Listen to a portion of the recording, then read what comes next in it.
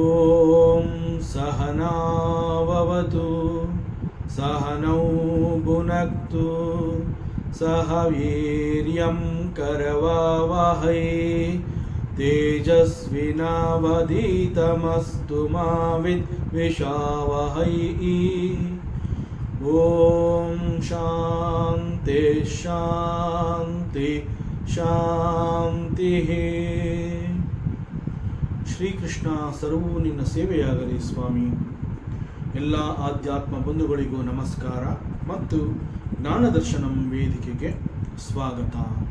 ಧ್ವನಿ ಗುರುದೇವದಾಗಿರಲಿ, ವಿಚಾರ ಪರಮಾತ್ಮನದಾಗಿರಲಿ, ಹಾಗೂ ಇದು ನನ್ನದಲ್ಲದ ಕರ್ಮವಾಗಲಿ.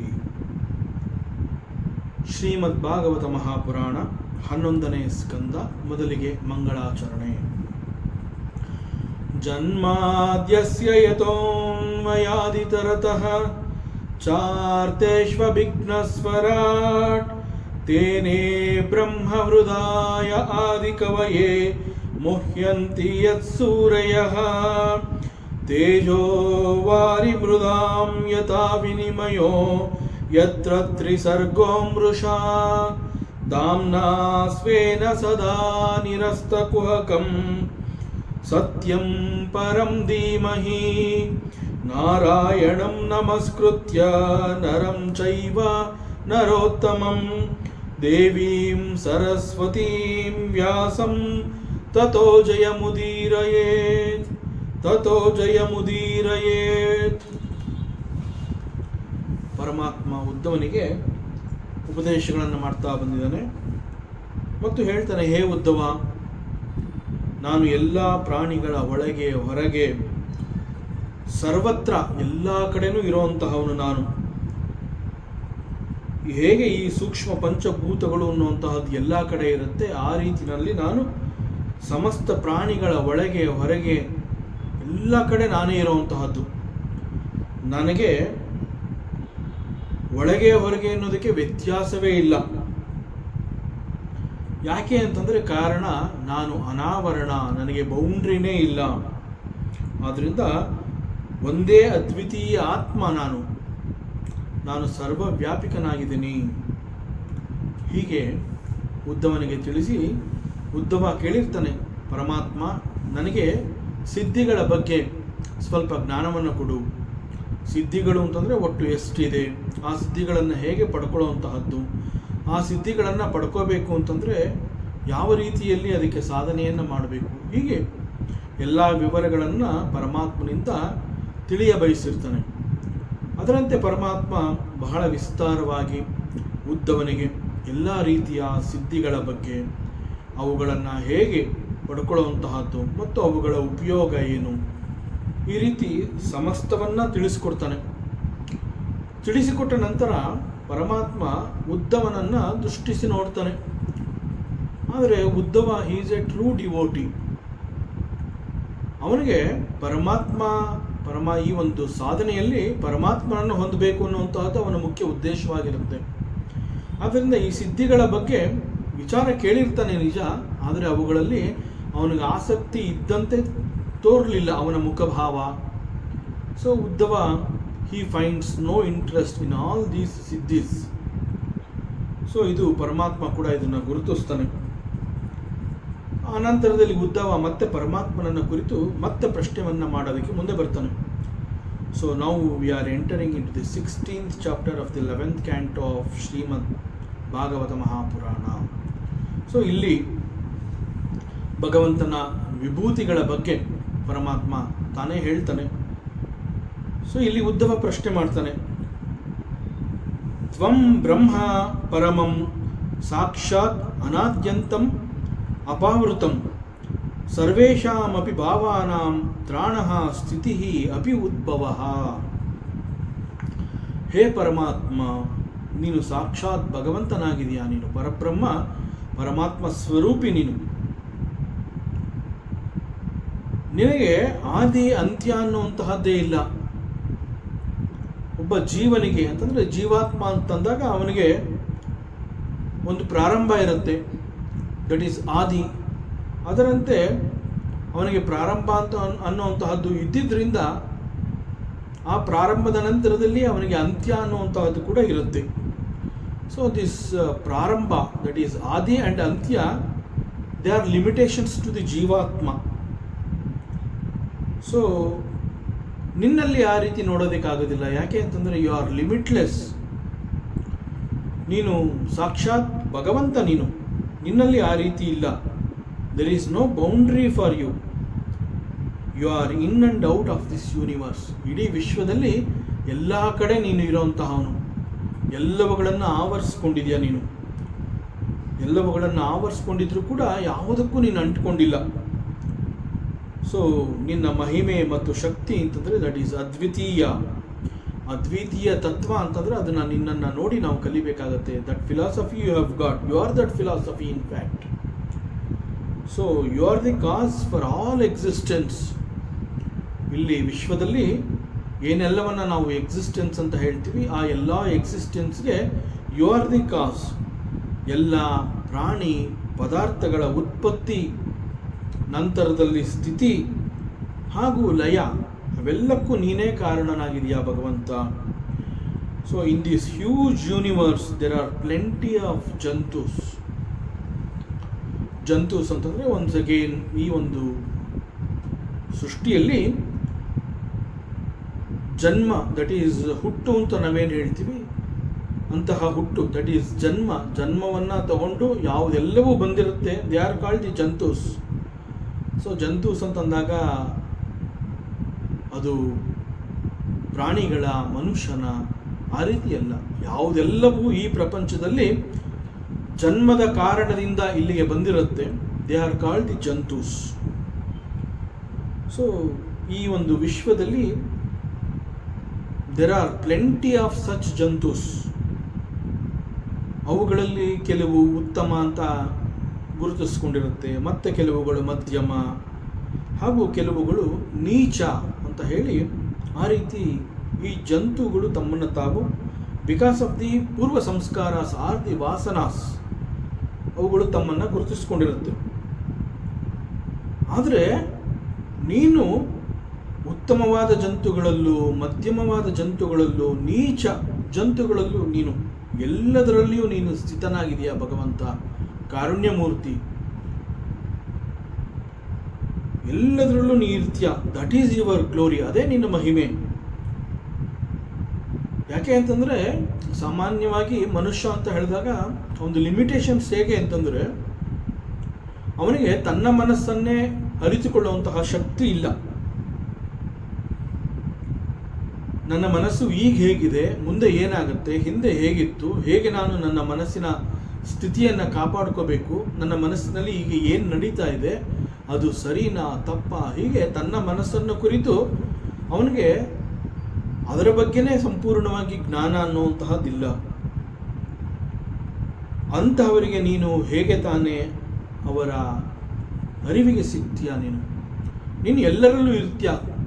ಉತ್ತಮವಾದ ಜಂತುಗಳಲ್ಲಿ, ಮಧ್ಯಮ ಜಂತುಗಳಲ್ಲಿ ಹಾಗೂ ನೀಚ ಜಂತುಗಳಲ್ಲಿ ಇರ್ತೀಯ. ಉತ್ತಮ ಜಂತು ಅಂತ ಹೇಳಿದಾಗ ಬಹುಶಃ ಅದು ಮನುಷ್ಯ ಜನ್ಮ ಅಂತ ಕನ್ಸಿಡರ್ ಮಾಡಿದ್ರೆ ಆ ಮನುಷ್ಯ ಜನ್ಮದಲ್ಲೂ ಕೂಡ ಉತ್ತಮವಾದ ಮನುಷ್ಯ, ಮಧ್ಯಮ ಹಾಗೂ ನೀಚ ಅಂತ ಹೇಳಿ ಅಲ್ಲೂ ಕೂಡ ಬೇರೆ ಬೇರೆ ರೀತಿಯ ಮನುಷ್ಯರುಗಳನ್ನು ನೋಡಬಹುದು. ಸೊ ಉತ್ತಮವಾದ ಮನುಷ್ಯ ಸಾಕಷ್ಟು ಸಾಧನೆಯನ್ನು ಮಾಡಿ ತನ್ನ ಪೂರ್ವ ಸಂಸ್ಕಾರಗಳ ಫಲದಿಂದ ಒಂದರ್ಥದಲ್ಲಿ ತನ್ನ ಮನಸ್ಸನ್ನು ತಾನು ತಿಳ್ಕೊಳ್ಳುವಂತಹ ಪ್ರಯತ್ನವನ್ನು ಪಡಬಹುದು.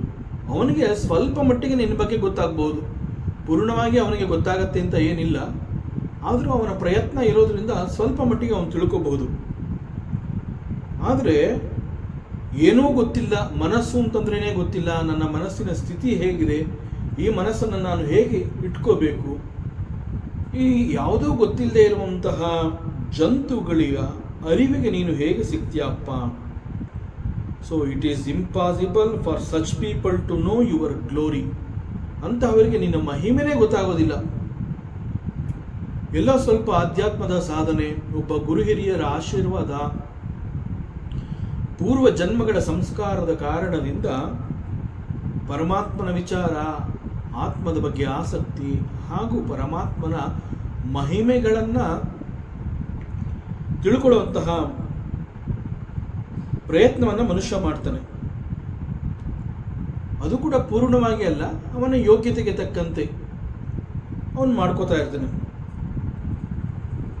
ಅಂತಹವರು ಸದಾ ನಿನ್ನ ಉಪಾಸನೆಯನ್ನೇ ಮಾಡ್ತಾ ಇರ್ತಾರೆ, ನಿನ್ನ ಉಪಾಸನೆಯಲ್ಲಿ ಹೆಚ್ಚಿನ ಸಮಯವನ್ನು ಕಳೆದಿರ್ತಾರೆ. ಉಳಿದಂತೆ ಬೇರೆಯವರು ಪ್ರಯತ್ನ ಪಟ್ಟರೂ ಕೂಡ ನಿನ್ನನ್ನು ತಿಳ್ಕೊಳ್ಳೋದಕ್ಕೆ ಸಾಧ್ಯವೇ ಇಲ್ಲ. ಫಸ್ಟ್ ಆಫ್ ಆಲ್ ಅಂತಹವರು ಪ್ರಯತ್ನ ಪಡೋದು ಕಷ್ಟ. ಆದರೆ ಪ್ರಯತ್ನ ಪಟ್ಟರೂ ಅವರ ಮನಸ್ಸಿನ ಶಕ್ತಿ ಇರಬಹುದು, ಅವರ ಮನಸ್ಸಿನ ಅವಸ್ಥೆ ಇರಬಹುದು, ಅವರುಗಳಿಗೆ ನಿನ್ನ ಬಗ್ಗೆ, ನಿನ್ನ ಅರಿವಿನ ಬಗ್ಗೆ ಅವರಿಗೆ ಯಾವ ರೀತಿಯ ಒಂದು ವಿಚಾರ ಕೂಡ ಗೊತ್ತಾಗುವುದಿಲ್ಲ. ಸೊ ಅಂತಹವರು ನಿನ್ನನ್ನು ಅರಿಯಲಾರರು. ಸೊ ಪರಿಸ್ಥಿತಿ ಹೀಗಿದ್ದಾಗ ನೀನು ಎಲ್ಲರಲ್ಲೂ ಇರ್ತೀಯ, ಎಲ್ಲರಲ್ಲೂ ನೀನು ಸ್ಥಿತನಾಗಿದೆಯ. ಆದರೆ ಎಲ್ಲರಿಗೂ ನಿನ್ನನ್ನು ತಿಳಿಬೇಕು ಅಂತಂದಾಗ ಯಾವ ರೀತಿ ಅವರುಗಳು ನಿನ್ನನ್ನು ತಿಳಿಯಬಹುದು? ಈ ಬಹಳ ದೊಡ್ಡ ಸಾಧನೆಯನ್ನು ಮಾಡ್ತಾ ಇರುವಂತಹ ಅಥವಾ ಮಾಡಿರುವಂತಹ ಋಷಿ ಮುನಿಗಳಿರಬಹುದು, ಮಹರ್ಷಿಗಳು, ಅವರು ನಿನ್ನನ್ನು ಯಾವ ರೀತಿಯಲ್ಲಿ ಧ್ಯಾನ ಮಾಡಿರ್ತಾರೆ, ಉಪಾಸನೆಯನ್ನು ಮಾಡಿರ್ತಾರೆ, ಹಾಗೂ ನಿನ್ನ ಯಾವ ವಿಭೂತಿಯನ್ನು ಅವರು ಉಪಾಸನೆ ಮಾಡಿ ನಿನ್ನನ್ನು ತಿಳ್ಕೊಂಡಿರ್ತಾರೆ. ಈ ಒಂದು ವಿಚಾರವನ್ನು ನನಗೂ ಹಾಗೂ ಸಾಮಾನ್ಯ ಮನುಷ್ಯರುಗಳಿಗೂ ಕೂಡ ಅರ್ಥವಾಗುವಂತೆ ತಿಳಿಸಿಕೊಡುವಂತಹ ಕೃಪೆಯನ್ನು ಮಾಡು ಭಗವಂತ. ಸೊ ನಿನ್ನ ವಿಚಾರ ನಮಗೆಲ್ರಿಗೂ ಗೊತ್ತಾಗಬೇಕು.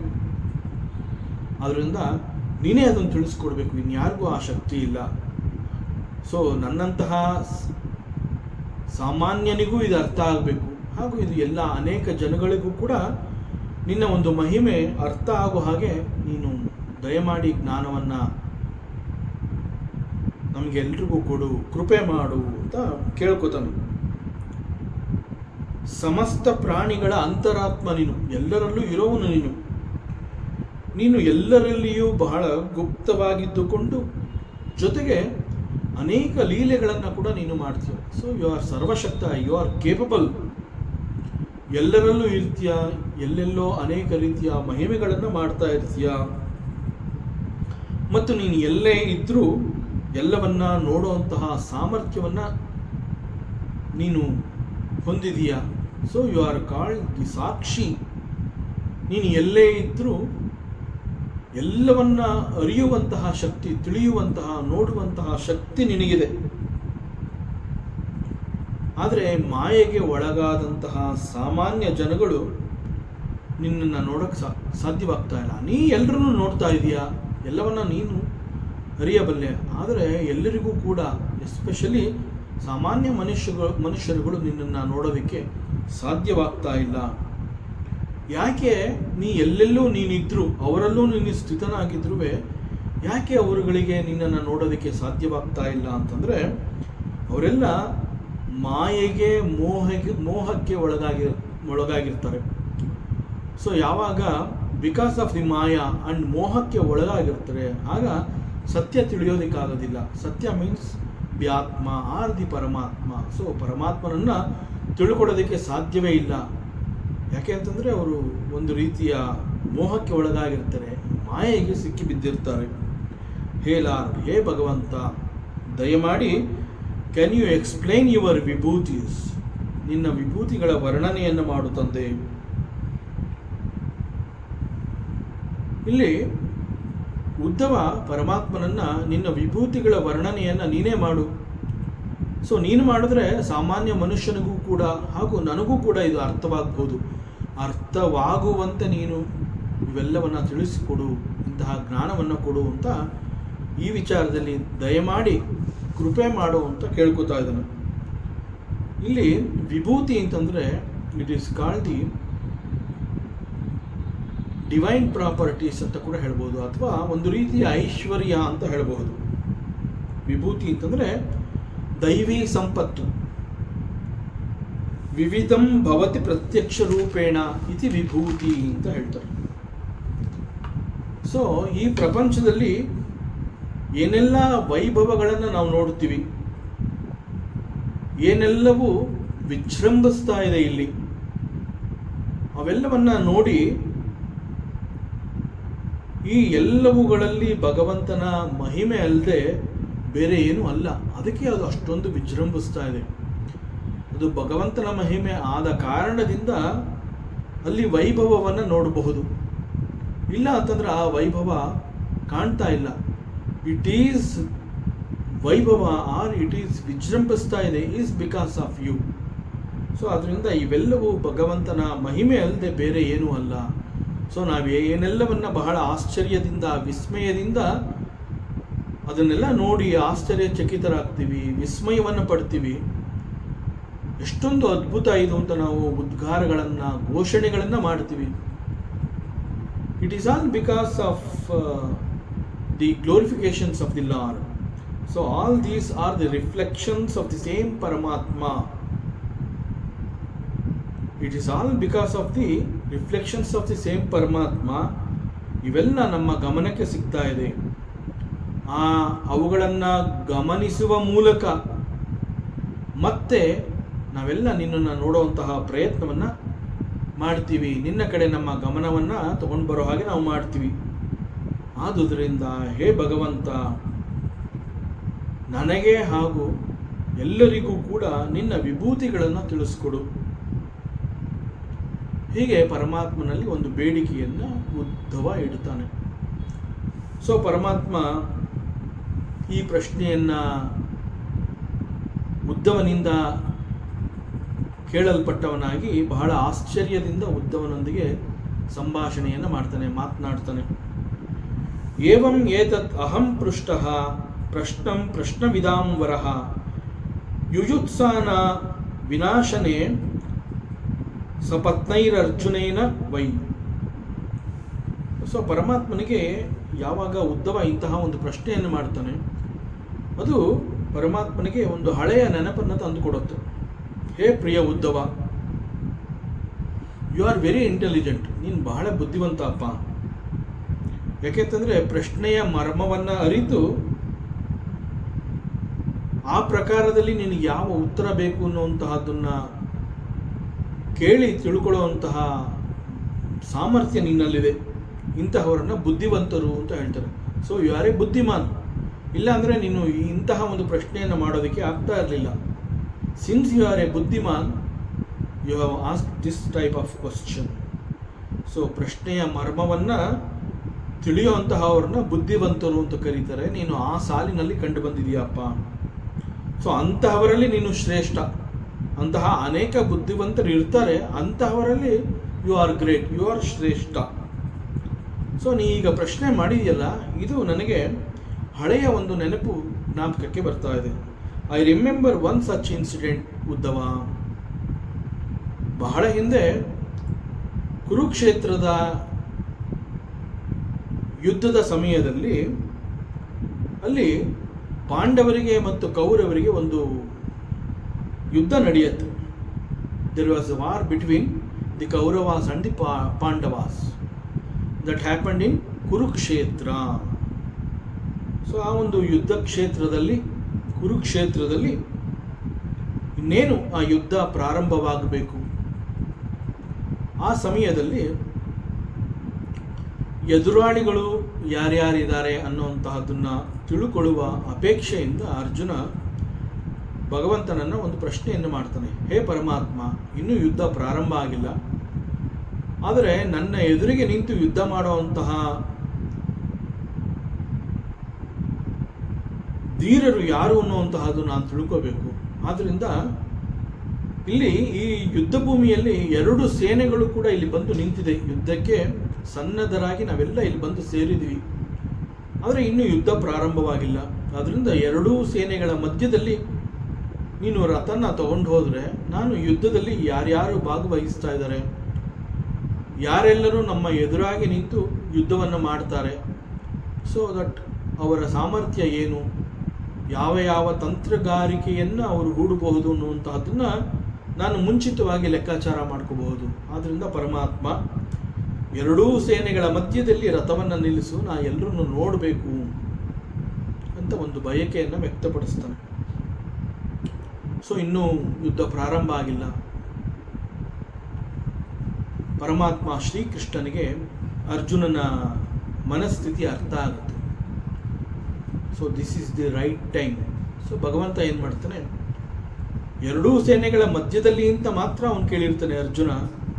ಆದರೆ ಮಧ್ಯದಲ್ಲಿ ಯಾವ ಜಾಗದಲ್ಲಿ ರಥವನ್ನು ನಿಲ್ಲಿಸಬೇಕು, ಯಾವ ರೀತಿಯಲ್ಲಿ ಅರ್ಜುನನ್ನು ತಿದ್ದಬೇಕು ಅನ್ನುವಂತಹದ್ದು ಭಗವಂತನಿಗೆ ಗೊತ್ತಾಗಿ ಎರಡೂ ಸೇನೆಗಳ ಮಧ್ಯದಲ್ಲಿ ಒಂದು ಪ್ರಮುಖವಾದ ಜಾಗದಲ್ಲಿ ಹೋಗಿ ರಥವನ್ನು ನಿಲ್ಲಿಸ್ತಾನೆ. ಅಲ್ಲಿ ಎಲ್ಲರನ್ನ ನೋಡ್ತಾನೆ ಅರ್ಜುನ. ನೋಡಿದ ನಂತರದಲ್ಲಿ ಅರ್ಜುನನ ಬುದ್ಧಿಯಲ್ಲಿ ಸ್ವಲ್ಪ ದೋಷ ಕಂಡು ಬರುತ್ತೆ.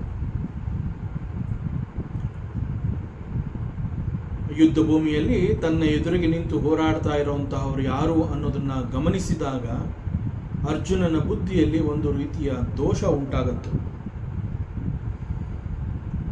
ಆಗ ಅವನು ಕೂಡ ಅದೇ ಯುದ್ಧ ಭೂಮಿಯಲ್ಲಿ ನನ್ನನ್ನು ಇದೇ ರೀತಿ ಎಂದು ಒಂದು ಪ್ರಶ್ನೆಯನ್ನು ಮಾಡಿದ್ದ. ಅದು ಈಗ ನನಗೆ ನೆನಪಿಗೆ ಬಂತು. ಆ ಪ್ರಸಂಗ ಈಗ ನೀನು ಪ್ರಶ್ನೆ ಮಾಡಿದೆಯಲ್ಲ, ಅದು ನನ್ನನ್ನು ಆ ನೆನಪಿಗೆ ಕರ್ಕೊಂಡು ಹೋಯಿತು. ಸೊ ಆ ಸಂದರ್ಭದಲ್ಲಿ Arjuna was very confused.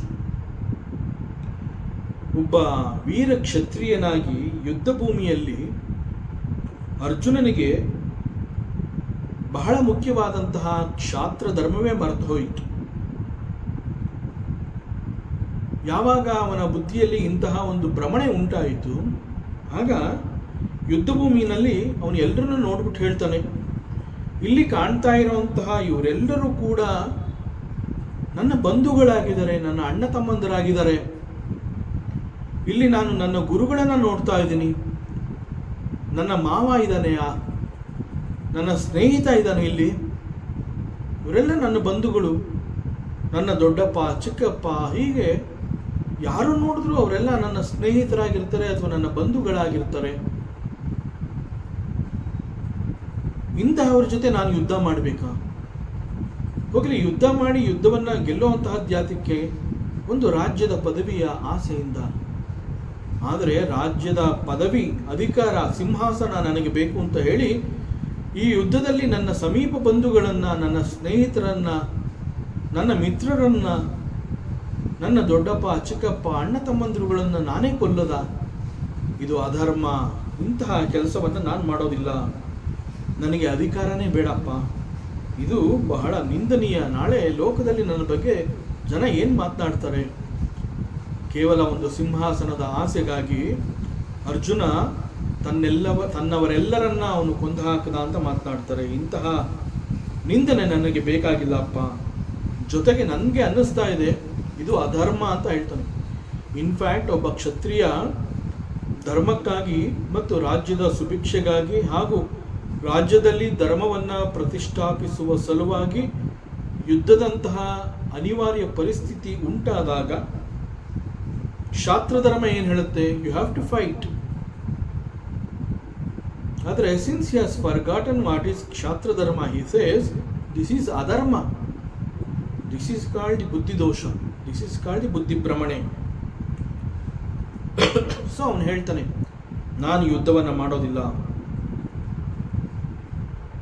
So ಯಾವಾಗ ಅರ್ಜುನ ಈ ರೀತಿ ಪರಮಾತ್ಮನಲ್ಲಿ ಹೇಳ್ತಾನೆ, ಆಗ ನಾನು ಅರ್ಜುನನಿಗೆ ಅನೇಕ ರೀತಿಯಲ್ಲಿ ನೀತಿ, ಧರ್ಮ, ಉಪದೇಶಗಳನ್ನು ನಾನು ಮಾಡಿದ್ದೆ. ಅವನು ಎಲ್ಲವನ್ನ ಕೇಳಿಸ್ಕೊತಾ ಒಂದಾದ ಮೇಲೆ ಒಂದು ಪ್ರಶ್ನೆಯನ್ನು ಮತ್ತೆ ಮಾಡ್ತಾನೇ ಇದ್ದ. ಅವನು ಸಂಪೂರ್ಣವಾಗಿ ವಿಚಾರವನ್ನು ಗ್ರಹಿಸುವಂತಹ ಕಾರಣದಿಂದ ಮತ್ತೆ ಮತ್ತೆ ಪ್ರಶ್ನೆಗಳನ್ನು ಮಾಡ್ತಾ ಅವನು ಜ್ಞಾನವನ್ನು ಸಂಪಾದನೆ ಮಾಡ್ತಾ ಇದ್ದ. ಅದೇ ರೀತಿ ನೀನು ಕೂಡ ಮತ್ತೆ ಮತ್ತೆ ಪ್ರಶ್ನೆ ಮಾಡ್ತಾ ಇದೆಯಾ? ಎಸ್ಪೆಷಲಿ ಈಗ ನೀನು ಕೇಳಿರುವಂತಹ ಪ್ರಶ್ನೆಯನ್ನು ಅರ್ಜುನ ಕೂಡ ಅದೇ ಯುದ್ಧ ಭೂಮಿಯಲ್ಲಿ ನನ್ನನ್ನು ಕೇಳಿದ್ದ. ನೀನೇನು ವಿಭೂತಿಗಳ ಬಗ್ಗೆ ವರ್ಣನೆಯನ್ನು ಮಾಡು ಅಂತ ಹೇಳಿ ಈಗ ಕೇಳಿದೆಯಾ? ಇಂತಹದೇ ಪ್ರಶ್ನೆಯನ್ನು ಅರ್ಜುನ ಕೂಡ ಯುದ್ಧ ಭೂಮಿಯಲ್ಲಿ ಕುರುಕ್ಷೇತ್ರದಲ್ಲಿ ಯುದ್ಧ ಪ್ರಾರಂಭವಾಗುವ ಮುನ್ನ ನಾನು ಯುದ್ಧ ಮಾಡೋದಿಲ್ಲ ಅಂತ ಹೇಳಿ ಅನೇಕ ರೀತಿಯ ಉಪದೇಶಗಳು ಸಿಕ್ಕಿದ ನಂತರ ಒಂದು ಸಂದರ್ಭದಲ್ಲಿ ನನ್ನನ್ನು ಇಂತಹದೇ ಪ್ರಶ್ನೆಯನ್ನು ಮಾಡಿದ್ದ. ಎಲೆ ಯುದ್ಧವ? ಆಗ ನಾನು ಅವನಿಗೆ ವಿಭೂತಿ ಯೋಗ ಅನ್ನುವಂತಹ ಒಂದು ಉಪದೇಶವನ್ನು ಕೊಟ್ಟಿದ್ದೆ. Hey Uddhava, do you know what is vibhuti yoga? See, vibhuti yoga ಅಂತಂದರೆ when we interact with the world, ನಾವು ಈ ಜಗತ್ತಿನಲ್ಲಿ ಅನೇಕ ವಿಚಾರಗಳನ್ನು ಇಟ್ಕೊಂಡು ಲೋಕದಲ್ಲಿ ಅನೇಕ ರೀತಿಯ ವ್ಯವಹಾರವನ್ನು ಮಾಡ್ತೀವಿ. That means we interact. ಅನೇಕ ವಿಚಾರಗಳನ್ನ ಇಟ್ಕೊಂಡು ನಾವು ಅದಕ್ಕೆ ತಕ್ಕಂತೆ ಸ್ಪಂದಿಸ್ತೀವಿ. ಅಲ್ಲಿ ಲೋಕದಲ್ಲಿ ಅನೇಕ ಅದ್ಭುತಗಳನ್ನು ನೋಡ್ತೀವಿ ಮತ್ತು ನಮ್ಮ ಕಣ್ಣೆದುರಿಗೆ ಅನೇಕ ವಿಸ್ಮಯಗಳು ಕೂಡ ಜರುಗತ್ವೆ. ಇವೆಲ್ಲವನ್ನ ನೋಡಿದ ಕೂಡಲೇ we should remember the lord. ಯಾವಾಗ ಅನೇಕ ಅದ್ಭುತಗಳು ನಮ್ಮ ಕಣ್ಣೆದುರಿಗೆ ನಡೆಯುತ್ತೆ, ಯಾವುದನ್ನು ನಾವು ಅದ್ಭುತ ಅಂತ ಕರಿತೀವಿ ಅಂತಂದರೆ, ಯಾವುದು ನಮ್ಮಂತಹ ಸಾಮಾನ್ಯನಿಂದ ನಡೆಯೋದಕ್ಕೆ ಸಾಧ್ಯವಿಲ್ಲ ಅಂತ ಅನ್ನಿಸಿದಾಗ ಅವುಗಳನ್ನು ಅತ್ಯದ್ಭುತ, ಓ ವಾಟ್ ಎ ವಂಡರ್ ಅಂತ ಹೇಳ್ತೀವಿ. ಯಾಕೆ ಅಂತಂದರೆ it is not possible for me to do. ನನ್ನಂತಹ ಸಾಮಾನ್ಯನಿಂದ ಇದು ಆಗ್ತಾ ಇಲ್ಲ. ಈ ರೀತಿ ಇಲ್ಲಿ ಏನೋ ಅನೇಕ ರೀತಿಯ ವಿಸ್ಮಯಗಳು, ಆಶ್ಚರ್ಯಗಳು ನನ್ನ ಕಣ್ಣೆದುರುಗಡೆ ನಡೀತಾ ಇದೆ ಅಂತಂದರೆ ಇವೆಲ್ಲಕ್ಕೂ ಪರಮಾತ್ಮನೇ ಕಾರಣ ಅಂತ ಹೇಳಿ ಆ ಕ್ಷಣದಲ್ಲಿ, ಯಾವ ಕ್ಷಣದಲ್ಲಿ ಆ ವಿಸ್ಮಯಗಳು ನಮ್ಮ ಅರಿವಿಗೆ ಬರುತ್ತೆ, ಆ ಕೂಡಲೇ ನಾವು ಹೇಳಬೇಕು, we have to remember the god and paramatma he will guide us. So we should do his chintana. ಯಾವಾಗ ನಮಗೆ ಲೋಕದಲ್ಲಿ ನಾವು ಅನೇಕ ರೀತಿಯ ವಿಸ್ಮಯಗಳನ್ನು, ಆಶ್ಚರ್ಯಗಳನ್ನು ನೋಡ್ತೀವಿ, ಆ ಕ್ಷಣದಲ್ಲಿ we should remember the god and we should do his ಚಿಂತನ. ಆ್ಯಂಡ್ ಪರಮಾತ್ಮ ಇಷ್ಟು ಹೇಳಿ ಆ್ಯಂಡ್ ಹಿ ಕಂಟಿನ್ಯೂಸ್, ಹೇ ಉದ್ದವ, ಈ ಜಗತ್ತನ್ನು ನೀನು ಬಹಳ ಸೂಕ್ಷ್ಮವಾಗಿ ಗಮನಿಸಬೇಕು. ಸೂಕ್ಷ್ಮವಾಗಿ ಗಮನಿಸಬೇಕು ಅಂತಂದ್ರೆ ಏನು? ವಾಟ್ ಈಸ್ ದಿಸ್ ವರ್ಲ್ಡ್ ಅನ್ನುವಂತಹದ್ದು ನೀನು ಇಂದ್ರಿಯಗಳ ಮೂಲಕ ಅರಿಯೋದಕ್ಕೆ ಸಾಧ್ಯ ಇಲ್ಲ. ಸೊ ಎಲ್ಲಿ ಇಂದ್ರಿಯಗಳನ್ನು ಉಪಯೋಗಿಸದೆ ಜ್ಞಾನವನ್ನು ನೀನು ಪಡೆಯೋದಕ್ಕೆ ಸಾಧ್ಯ, ದಟ್ ಈಸ್ ಕಾಲ್ಡ್ ಸೂಕ್ಷ್ಮ. ಆದ್ದರಿಂದ ಇಂತಹ ಜಗತ್ತನ್ನು ನೀನು ಬಹಳ ಸೂಕ್ಷ್ಮವಾಗಿ ಗಮನಿಸು. ಈ ಜಗತ್ತಿನಲ್ಲಿ ಅನೇಕ ರೀತಿಯ ಜಂತುಗಳನ್ನು ನೋಡಬಹುದು.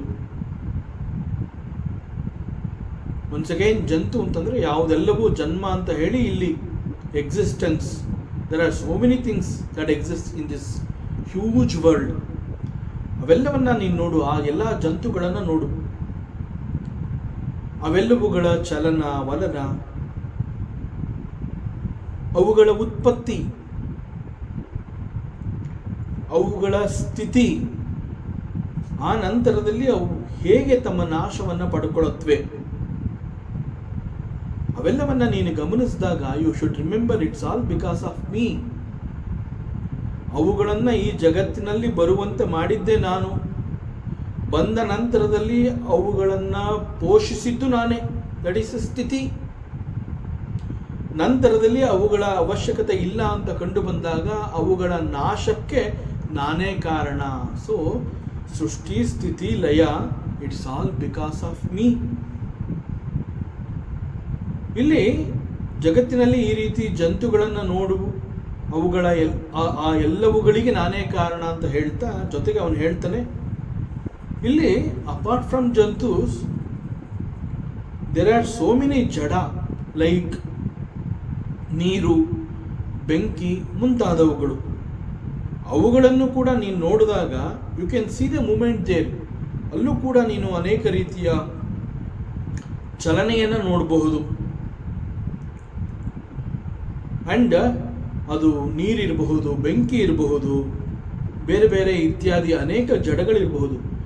ಇನ್ spite of you call that as ಜಡ, you can see the tejas there. ಅಲ್ಲಿ ಒಂದು ರೀತಿಯ ತೇಜಸ್ಸಿದೆ. ಇನ್ಫ್ಯಾಕ್ಟ್ ಅಂತಹ ಜಡಗಳಲ್ಲಿ ನೀನು ನೋಡಬಹುದಾದ ತೇಜಸ್ಸು ಈಸ್ ಮೀ, ಅದು ನಾನೇ ಆಗಿದ್ದೀನಿ. ಸೊ ಯಾವಾಗ ನೀನು ನೀರು, ಬೆಂಕಿ ಇತ್ಯಾದಿಗಳಂತಹ ಜಡದಲ್ಲಿ ಚಲನವಲನದ ಜೊತೆಗೆ ಅಲ್ಲಿ ನೀನು ಒಂದು ತೇಜಸ್ನ ನೀನು ಗುರುತಿಸ್ತಾ ಇದೆಯಾ ಅಂತಂದರೆ ದಟ್ ತೇಜಸ್ಸು is because of me. So I am the Tejas that appears in that jada. So ಇದೆಲ್ಲ ಹೇಗೆ, ಯಾಕೆ ಅನ್ನೋದೇನಾದ್ರು ನಿನಗೆ ಅರ್ಥ ಆಗ್ತಾ ಇದೆಯಾ? ಇದು ಬಹಳ ಕಷ್ಟ. ಯಾಕೆ, ಹೇಗೆ ಎನ್ನುವಂತಹ ಜ್ಞಾನ ಅಷ್ಟು ಸುಲಭವಾಗಿ ಸಿಗೋದಿಲ್ಲ. ಬಿಕಾಸ್ ಐ ಆಮ್ ದಿ ಈಶ್ವರ, ಐ ಆಮ್ ದಿ ಯಜಮಾನ, ಐ ಆಮ್ ದಿ ಒಡೆಯ for the entire universe, I am ಜಗದೀಶ್ವರ, ಐ ಆಮ್ ಮಹೇಶ್ವರ. ಸೊ ಎಂಟೈರ್ ವಿಶ್ವಕ್ಕೆ ನಾನು ಯಜಮಾನನಾಗಿದ್ದೀನಿ. ಆದ್ದರಿಂದ ನಾನೇ ಈ ಸಮಸ್ತ ಪ್ರಾಣಿ ಪದಾರ್ಥಗಳ ರೂಪದಲ್ಲಿ ಇರ್ತೀನಿ. It is me alone, it is my another ರೂಪ. ನಾನು ಅವೆಲ್ಲವುಗಳಲ್ಲಿ ನಾನು ಸ್ಥಿತನಾಗಿದ್ದೀನಿ ಅಂತಂದ್ರೇನು? It is me appearing as so. ಹೀಗೆ ಹೇಳಿದಾಗ ಉದ್ಧವನಿಗೆ ಬಹಳ ಆಶ್ಚರ್ಯವಾಗುತ್ತೆ. ಹೇ ಪರಮಾತ್ಮ, ಇಷ್ಟೊಂದು ಸೂಕ್ಷ್ಮ ವಿಚಾರಗಳು ನನಗೆ ಹೇಗೆ ಅರ್ಥ ಆಗೋದಕ್ಕೆ ಸಾಧ್ಯಪ್ಪ? ನಾನು ಅಷ್ಟೊಂದು ಬುದ್ಧಿವಂತ ಅಲ್ಲ. ನೀ ತಿಳಿಸಿದ ಮೇಲೆ ಇದೆಲ್ಲ ಅರ್ಥ ಆಗ್ತಾ ಇದೆ, ಎಷ್ಟು ಚೆನ್ನಾಗಿ ತಿಳಿಸ್ಕೊಡ್ತಾ ಇದೆಯಾ. ಆದರೆ ಇಂತಹ ಸೂಕ್ಷ್ಮಗಳನ್ನು ಹೇಗೆ ಕನ್ವೆ ಮಾಡಬೇಕು ಅನ್ನುವಂತಹದ್ದು ನಿನಗೆ ಗೊತ್ತಿರೋದ್ರಿಂದ ನೀ ಈಗ ಹೇಳಿದ ಕೂಡಲೇ ನಾನು ಅದನ್ನು ಗ್ರಹಿಸಿದೆ. ಆದರೆ ನನಗೆ ನಾನೇ ಇದನ್ನು ನಾನು ಹೇಗೆ ತಾನೇ ಅರ್ಥ ಮಾಡ್ಕೊಳ್ಳೋದಕ್ಕೆ ಸಾಧ್ಯ ಅಂತ ಹೇಳಿ ಮತ್ತೆ ಇನ್ನೇನು ಬೇರೆ ಇನ್ನೊಂದು ಪ್ರಶ್ನೆಯನ್ನು ಮಾಡಬೇಕು ಅಂತ ಪ್ರಿಪೇರ್ ಆಗ್ತಾ ಇರ್ತಾನೆ. ಅದನ್ನು ಗಮನಿಸಿ ಪರಮಾತ್ಮ ಅವನು ಪ್ರಶ್ನೆ ಮಾಡುವ ಮುಂಚೆನೆ ಹಿ ಕಂಟಿನ್ಯೂಸ್. ಹಿರಣ್ಯ ಗರ್ಭೋ ವೇದಾನಾಂ ಮಂತ್ರಾಣಾಂ ಪ್ರಣವಸ್ತ್ರಿ ಆವೃತ್ ಅಕ್ಷರಾಣ ಮಕಾರೋಸ್ಮಿ ಪದಾನಿಚ್ಛಂದ ಸಾಮಹಂ.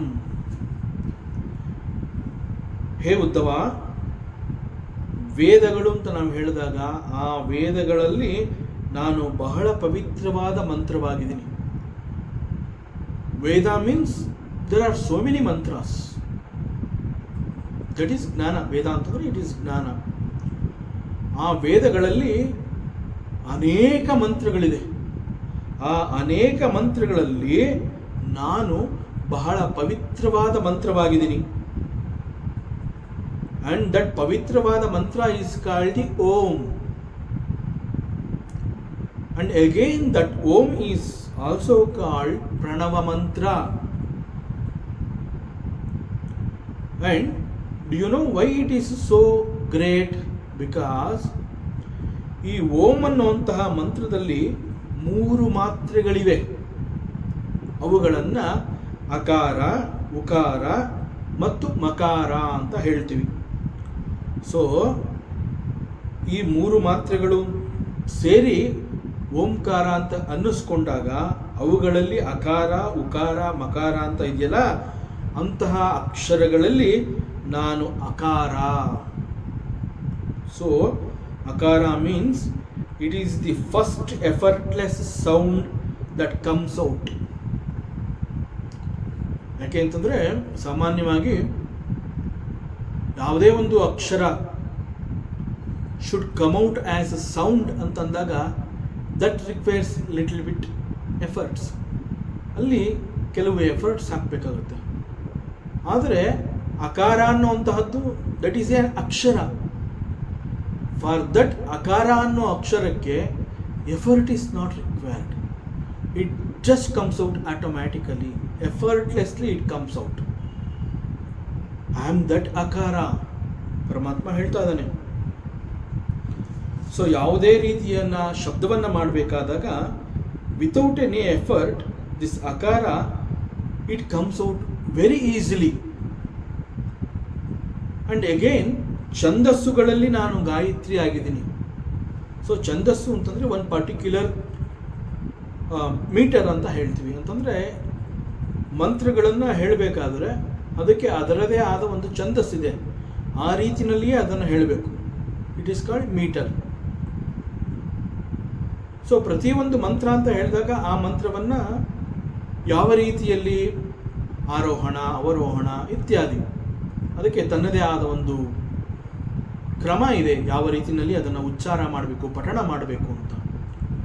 ಸೊ ಯಾವ ರೀತಿಯಲ್ಲಿ ಮಾಡಬೇಕು ಅನ್ನುವಂತಹದ್ದನ್ನು ಗುರುತಿಸೋದು is called the chhandassu. So ಅನೇಕ ಮಂತ್ರಗಳು, ಅನೇಕ ಛಂದಸ್ಸುಗಳಿದೆ. ಅಂತಹ ಅನೇಕ ಛಂದಸ್ಸುಗಳಲ್ಲಿ ಒಂದು ಛಂದಸ್ಸು is very famous. That famous chhandassu is called the Gayatri and I am that Gayatri chhandassu. So this Gayatri ಛಂದಸ್ಸು ಈಸ್ ವೆರಿ ಪವಿತ್ರ. ಅಂತಹ ಪವಿತ್ರವಾದ ಗಾಯತ್ರಿ ಛಂದಸ್ಸು ನಾನಾಗಿದ್ದೀನಿ ಅಂತ ಪರಮಾತ್ಮ ಹೇಳ್ತಾ ಇದ್ದಾನೆ. ನಾನು ಗಾಯತ್ರಿ ಛಂದಸ್ಸೇ ಆಗಿದ್ದೇನೆ.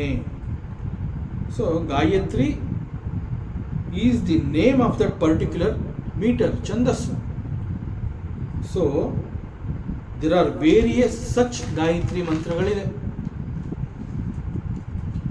ಅಂಡ್ ಸರ್ವದೇವೋನಾಂ ಇಂದ್ರೋಹಂ, ದೇವತೆಗಳು ಅಂತ ಹೇಳಿದಾಗ ಸಾಮಾನ್ಯವಾಗಿ ನಮ್ಮ ಹಿಂದೂ ಮೈಥಾಲಜಿಯಲ್ಲಿ, ನಮ್ಮ ಪುರಾಣಗಳಲ್ಲಿ ನಾವು ಅಲ್ಲಲ್ಲಿ ಓದಿರ್ತೀವಿ ಅಥವಾ ಕೇಳ್ತೀವಿ.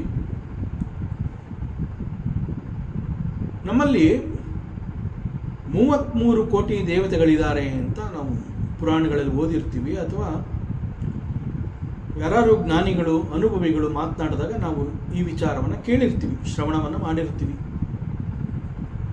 ದೇರ್ ಆರ್ 33 crores ಆಫ್ ದೇವತಾಸ್, 33 ಕೋಟಿ ದೇವತೆಗಳಿದ್ದಾರೆ ಅನ್ನೋಂತಹದ್ದನ್ನು ನಾವು ಕೇಳಿರ್ತೀವಿ. ಇನ್ಫ್ಯಾಕ್ಟ್ ಇಲ್ಲಿ ಕೋಟಿ ಅಂತ ಹೇಳಿರುವಂತಹದ್ದು, ಆ ಒಂದು ಪದ ನಾವು ಕ್ರೋರ್ ಅಂತಂದಾಗ ಅದನ್ನು ಹೇಗೆ ಸಂಖ್ಯೆ ಅಂತ ಗಮನಿಸ್ತೀವಿ. But here in the mythology, according to the scripture, here the word crore is not sankhye. It is not sankhye.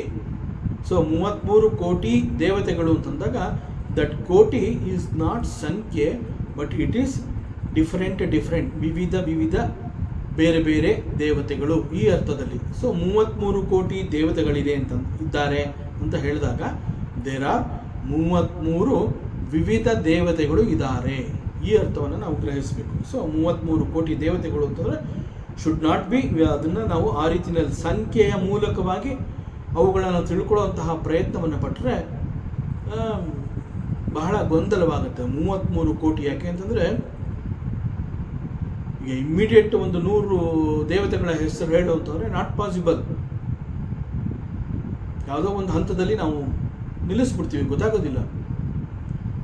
100-200 ದೇವತೆಗಳ ಹೆಸರುಗಳನ್ನೇ ಹೇಳೋದಕ್ಕೆ ಕಷ್ಟ ಆಗಿರುವಂತಹದ್ರಲ್ಲಿ 33 ಕೋಟಿ ದೇವತೆಗಳು ಅಂತಂದಾಗ it is beyond our imagination. So ಇಲ್ಲಿ ಪುರಾಣಗಳಲ್ಲಿ ಅನುಭವಿಗಳು, ಜ್ಞಾನಿಗಳು ಆ ರೀತಿ ಹೇಳಿದ್ರು ಕೂಡ ದಟ್ ಕ್ರೋರ್, ಆ ಕೋಟಿ ಎನ್ನುವಂತಹದ್ದು ಈಸ್ ನಾಟ್ ದಿ ಸಂಖ್ಯೆ. ಕೋಟಿ ಮೀನ್ಸ್ ವಿವಿಧ ರೀತಿಯ ದೇವತೆಗಳು. ಸೊ 33 ಕೋಟಿ ದೇವತೆಗಳು ಅಂತಂದರೆ ದೇರ್ ಆರ್ 33 ಡಿಫರೆಂಟ್ ದೇವತಾಸ್ ಆರ್ ದೇರ್. ಈ ಅರ್ಥವನ್ನು ನಾವು ತಗೋಬೇಕಾಗುತ್ತೆ. ಸೊ ಈ ಪ್ರಕಾರ 33 ವಿವಿಧ ದೇವತೆಗಳು ಅಂತಂದರೆ ದೇರ್ ಆರ್ ಅಷ್ಟವಸ್ತುಗಳು, 8 ಆಯ್ತು ಅಲ್ಲಿಗೆ. ದ್ವಾದಶ ಆದಿತ್ಯರು 12 + 8 20 ಆಯಿತು. ಹಾಗೂ ಏಕಾದಶ ರುದ್ರರು, 11 ರೀತಿಯ ರುದ್ರರು ಇದ್ದಾರೆ. ಸೊ 12 + 8 20 + 11 31. ಆ್ಯಂಡ್ ಅಶ್ವಿನಿ ದೇವತೆಗಳು ಅಂತ ಹೇಳಿದಾಗ ಅಲ್ಲಿ 2 ದೇವತೆಗಳನ್ನು ನಾವು ನೋಡ್ತೀವಿ. ಸೊ 31 + 2 33 ದೇವತೆಗಳು. ದಿಸ್ ಈಸ್ ಕಾಲ್ಡ್ 33 ಕೋಟಿ ದೇವತೆಗಳು. 33 ರೀತಿಯ ವಿವಿಧ ದೇವತೆಗಳನ್ನು ನಾವು ನಮ್ಮ ಪುರಾಣದಲ್ಲಿ ನೋಡಬಹುದು. ಸೊ ಈ 33 ಕೋಟಿ ದೇವತೆಗಳಲ್ಲಿ, ಸಮಸ್ತ ದೇವತೆಗಳಲ್ಲಿ I am the Indra. So Indra is considered as the greatest devata. I am that Indra. And Ashtavasu ಅಂತ ಹೇಳಿದಾಗ ಆ ಅಷ್ಟವಸುಗಳಲ್ಲಿ ಐ ಆಮ್ ಅಗ್ನಿ. ಅಂಡ್ ಏಕಾದಶ ರುದ್ರರು ಅಂತ ಹೇಳಿದಾಗ ಆ ರುದ್ರರುಗಳಲ್ಲಿ ನಾನು ನೀಲಲೋಹಿತ. ಮತ್ತು ಅಮಾಂ ಪಶುಸ್ ಐ ಆಮ್ ಕಾಮಧೇನು. ಮತ್ತು ದೇರ್ ಆರ್ ಸೋ ಮೆನಿ ಬ್ರಹ್ಮರ್ಷಿಸ್. ಬ್ರಹ್ಮರ್ಷಿಗಳು ಅಂತ ಹೇಳಿದಾಗ ಅವರುಗಳಲ್ಲಿ ನಾನು ಮೃಗು. ರಾಜರ್ಷಿಗಳಲ್ಲಿ ನಾನು ಮನು. ಮತ್ತು ದೇವರ್ಷಿಗಳಲ್ಲಿ ನಾರದ. ಹೀಗೆ ಪರಮಾತ್ಮ ಒಂದೊಂದು ಗುಂಪು ಮಾಡಿ ಆ ಗುಂಪಿನಲ್ಲಿ ಯಾವುದು ಶ್ರೇಷ್ಠ, ದಟ್ ಈಸ್ ಮೀ ಅಂತ ಹೇಳಿ ತನ್ನ ವಿಭೂತಿಯನ್ನು, ಆ ಒಂದು ದೈವಿ ಸಂಪತ್ತನ್ನು ಬಹಳ ಅದ್ಭುತವಾಗಿ ತಿಳಿಸ್ತಾ ಬಂದಿದ್ದಾನೆ. ಮತ್ತು ಹಿ ಆಲ್ಸೋ ಸೇಸ್ ಸಿದ್ಧರು ಆರ್ ಸಿದ್ದೇಶ್ವರ ಅಂತ. ಸೊ ಅವರುಗಳಲ್ಲಿ ಐ ಆಮ್ ಕಪಿಲ, ಸಿದ್ಧರುಗಳಲ್ಲಿ I am Kapila. And among birds I am eagle, Garuda. ಮತ್ತು ಪ್ರಜಾಪತಿಗಳಲ್ಲಿ ನಾನು ದಕ್ಷ. ದೈತ್ಯರಲ್ಲಿ ಐ ಆಮ್ ಪ್ರಹ್ಲಾದ. ಹೇಗೆ ಪರಮಾತ್ಮ ತನ್ನನ್ನು ಎಷ್ಟು ಶ್ರೇಷ್ಠವಾದದರಲ್ಲಿ ಗುರುತಿಸ್ಕೊತಾರೆ. See among daityas I am Prahlada. ನಕ್ಷತ್ರ ಗ್ರಹಗಳಲ್ಲಿ ಐ ಆಮ್ ಚಂದ್ರ. ಪಿತೃಗಳಲ್ಲಿ ಆರ್ಯಮ. ಔಷಧಗಳಲ್ಲಿ ನಾನು ಸೋಮರಸ. ಯಕ್ಷ ರಾಕ್ಷಸರಲ್ಲಿ ಐ ಆಮ್ ಕುಬೇರ. ಹಾಗೂ ಕುದುರೆಗಳಲ್ಲಿ ನಾನು ಉಚ್ಚೈಶ್ರವಸ್. ಆನೆಗಳಲ್ಲಿ ಐರಾವತ. ಲೋಹಗಳಲ್ಲಿ ನಾನು ಚಿನ್ನ. ಲೋಹ ಅಂತಂದರೆ ಧಾತೂನಾಂ ಅಸ್ಮಿ ಕಾಂಚನಂ. ಲೋಹಗಳಲ್ಲಿ ನಾನು ಚಿನ್ನ. ಮತ್ತು ತಪ್ಪು ಮಾಡಿದಾಗ ಶಿಕ್ಷೆಯನ್ನು ಕೊಡ್ತಾನಲ್ಲ, ಅಂತಹ ಶಿಕ್ಷಿಸುವವರಲ್ಲಿ ನಾನು ಯಮ. ಯಮ ಅಂತಂದರೆ ಆ್ಯಕ್ಚುಯಲ್ ಆಗಿ ಯಮ ನಿಯಮ ಅಂತಂದಾಗ ಅವೆಲ್ಲ ದೇ ಆರ್ ಆಲ್ ಕ್ರಮಾಸ್. ಹೀಗೆ ಡೂಸ್ ಆ್ಯಂಡ್ ಡೋಂಟ್ಸ್ ಅಂತ ನಾವೇನು ಹೇಳ್ತೀವಿ, ದಟ್ ಈಸ್ ಯಮ ಆ್ಯಂಡ್ ನಿಯಮ. ಸೊ ತಪ್ಪು ಮಾಡಿದಾಗ ಶಿಕ್ಷೆ ಕೊಡಬೇಕಾಗಿಲ್ಲ, ಶಿಕ್ಷೆ ಆಗೇ ಆಗುತ್ತೆ. ಆದರೂ ನಮ್ಮ ಕನ್ವೀನಿಯನ್ಸ್ಗೆ ನಾವು ಅರ್ಥ ಮಾಡ್ಕೊಂಡಾಗ, ನಾವು ತಪ್ಪು ಮಾಡಿದಾಗ ನಮ್ಮನ್ನು ಶಿಕ್ಷಿಸುವವನು ಒಬ್ಬ ಇದ್ದಾನೆ, he is called the Yamadevata. So ಹೀಗೆ ಶಿಕ್ಷಿಸುವಂತಹ ಅನೇಕ ದೇವತೆಗಳಲ್ಲಿ ನಾನು ಐ ಆಮ್ ದಿ ಯಮ. ಮತ್ತು ಸರ್ಪಗಳಲ್ಲಿ ನಾನು ವಾಸುಕಿ. ನಾಗಗಳಲ್ಲಿ ನಾನು ಶೇಷ. ಮತ್ತು ವೈಲ್ಡ್ ಅನಿಮಲ್ಸ್, ಕಾಡು ಪ್ರಾಣಿಗಳು ಅಂತ ಹೇಳ್ತೀವಲ್ಲ, ಆ ಕಾಡು ಪ್ರಾಣಿಗಳಲ್ಲಿ ನಾನು ಸಿಂಹ. ಆ್ಯಂಡ್ ಆಶ್ರಮ ಅನ್ನುವಂಥದ್ದು 4 ರೀತಿಯ ವ್ಯವಸ್ಥೆಗಳನ್ನು ನಾವು ಸಮಾಜದಲ್ಲಿ ನೋಡ್ತೀವಿ. ಅದನ್ನು ಆಶ್ರಮ ಧರ್ಮ ಅಂತ ಕೂಡ ಹೇಳ್ತೀವಿ.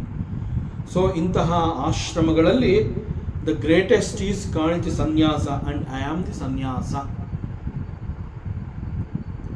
ಅದೇ ರೀತಿ ಆಶ್ರಮ ಧರ್ಮ ಅಂತ ಹೇಳಿದಾಗ ಒನ್ಸ್ ಅಗೇನ್ ಸಮಾಜ ಅಂತ ಹೇಳಿದಾಗ ಅಲ್ಲಿ you can see the varnas. ವರ್ಣ ಅಂತ ಹೇಳಿದಾಗ ಇಟ್ ಈಸ್ ನಾಟ್ ಜಾತಿ, ಇಟ್ ಈಸ್ ದಿ ಗುಣ. ಗುಣಗಳ ಆಧಾರದ ಮೇಲೆ ಆ ವರ್ಣವನ್ನು ತಂದಿರುವಂತಹದ್ದು. ಸೊ ಅಂತಹ ವರ್ಣಗಳಲ್ಲಿ ನಾನು ಐ ಆಮ್ ದಿ ಬ್ರಾಹ್ಮಣ. ಅಂಡ್ ತೀರ್ಥಕ್ಷೇತ್ರ ಅಂತ ಹೇಳಿದಾಗ ಅವುಗಳಲ್ಲಿ ನಾನು ಗಂಗಾ. ನದಿಗಳಲ್ಲಿ ಜಾಹ್ನವಿ. ಅಮಾಂಗ್ ದಿ ಜಲಾಶಯಾಸ್ ನಾನು ಸಮುದ್ರ. I am the vast. ಅಸ್ತ್ರಶಸ್ತ್ರಗಳು ಅಂತಂದಾಗ ಐ ಆಮ್ ದಿ ಧನಸ್ಸು. ಮತ್ತು ಧನುರ್ಧಾರಿಗಳಲ್ಲಿ ನಾನು ತ್ರಿಪುರಾರಿ ಶಂಕರನೇ ಆಗಿದ್ದೀನಿ. ದಿ ಸೇಮ್ ಪರಮಾತ್ಮ ಶ್ರೀಕೃಷ್ಣ ಗೀತೆನಲ್ಲಿ ಅರ್ಜುನನ ಜೊತೆ ಮಾತನಾಡುವಾಗ ಒಂದು ಸಂದರ್ಭದಲ್ಲಿ ಉಪದೇಶ ಕೊಡ್ತಾ ಇರ್ತಾನೆ. ಆಗ ಅವನು ಹೇಳ್ತಾನೆ, ಅರ್ಜುನನನ್ನು ಉತ್ತೇಜಿಸಬೇಕಾಗಿರುತ್ತೆ. ಆ ಸಂದರ್ಭದಲ್ಲಿ ಅರ್ಜುನನಿಗೆ ಹೇಳ್ತಾನೆ, ಹೇ ಅರ್ಜುನ, ಧನುರ್ಧಾರಿಗಳು ಅಂತಂದಾಗ ನೀನು ಸರ್ವಶ್ರೇಷ್ಠ ಅಪ್ಪ ಅಂತ ಹೇಳಿರ್ತಾನೆ. ಸೊ ಈಗ ಇಲ್ಲಿ ಉದ್ಧವನಿಗೆ ಹೇಳ್ತಾ ಇದ್ದಾನೆ, ಧನುರ್ಧಾರಿಗಳಲ್ಲಿ ನಾನು ತ್ರಿಪುರಾರಿ ಶಂಕರನೇ ಆಗಿದ್ದೀನಿ. ನಿವಾಸ ಸ್ಥಾನಗಳು ಅಂತಂದಾಗ ಸುಮೇರು. ದುರ್ಗಮವಾದ ಪರ್ವತ ಅಂತಂದಾಗ ನಾನು ಹಿಮಾಲಯ. ಮತ್ತು ವನಸ್ಪತಿಗಳಲ್ಲಿ ನಾನು ಅರಳಿ ಮರ. ಧಾನ್ಯಗಳಲ್ಲಿ ಐ ಆಮ್ ದಿ ಜವೆ. ಮತ್ತು ಪುರೋಹಿತರು ಅಂತ ಹೇಳಿದಾಗ ಅವರುಗಳಲ್ಲಿ ಐ ಆಮ್ ವಸಿಷ್ಠ. ಸೇನಾಧಿಪತಿಗಳಲ್ಲಿ I am the brave Kartikeya. ಧರ್ಮದಲ್ಲಿ ನಿಂತಿರುವ ಅನೇಕರಲ್ಲಿ I am the Brahma. The greatest vrata ಅಂತ ಹೇಳಿದಾಗ I am the ahimsa vrata, that is the karunya. So ಯಮ ನಿಯಮಗಳಲ್ಲಿ ನಾನು ಮನೋನಿರೋಧ. It is called the samadhi sthiti, ಸಮಾಧಿ ಅವಸ್ಥೆ. ಮತ್ತು ಸ್ತ್ರೀಯರು ಅಂತ ಹೇಳಿದಾಗ ಅವರುಗಳಲ್ಲಿ ನಾನು ಮನುಪತ್ನಿ ಶತರೂಪಿಯಾಗಿರ್ತೀನಿ. ಪುರುಷ ಶ್ರೇಷ್ಠರಲ್ಲಿ ನಾನು ಸ್ವಯಂಭುವ ಮನುವೆ ಆಗಿದ್ದೀನಿ. ಮುನೀಶ್ವರರಲ್ಲಿ ಐ ಆಮ್ ದಿ ನಾರಾಯಣ. ಬ್ರಹ್ಮಚಾರಿಗಳಲ್ಲಿ I am the Sanat Kumara. ಧರ್ಮಗಳಲ್ಲಿ ನಾನು ಸನ್ಯಾಸ ಧರ್ಮ. ಶ್ರೇಯಸ್ಕಾಮಿ ಪುರುಷರಲ್ಲಿ ನಾನು ಅಂತರ್ಮುಖಿ ವೃತ್ತಿ.